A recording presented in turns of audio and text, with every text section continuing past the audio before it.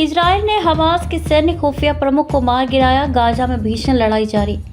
Israeli सेना ने शुक्रवार को दावा किया कि उसने गुरुवार को दक्षिणी गाजा में हमास के सैन्य खुफिया प्रमुख को मार गिराया है।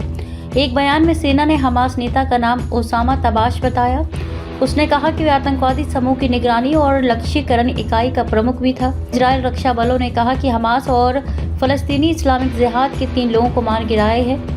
इसमें हमास के जनरल सिक्योरिटी अपैरेट्स के प्रमुख राशिद जहजो को खान यूनिस क्षेत्र में हमास के जनरल सिक्योरिटी अपैरेटस के प्रमुख अयमान अब्सिला के साथ मारा गया। शीर्ष अदालत ने कहा कि वह बर्खास्तगी पर अस्थायी रोक लगा रही है क्योंकि अपील पर 8 अप्रैल से पहले सुनवाई हो सकती है, जबकि इजरायली अटॉर्नी जनरल ने कहा कि कैबिनेट के पास रोनेन बार को बर्खास्त करने का कोई कानूनी आधार नहीं है। इजरायल की शीर्ष अदालत ने शुक्रवार को देश के आंतरिक सुरक्षा प्रमुख रोनेन बार को बर्खास्त करने के फैसले पर रोक लगा दी है।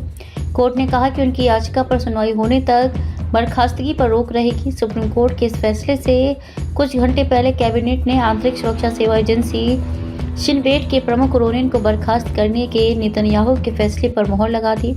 हालांकि रिपोर्ट में यह भी पाया गया था कि नेतन्याहू सरकार की नीतियों ने ऐसी परिस्थितियां पैदा की जिनके कारण ये हमला हुआ।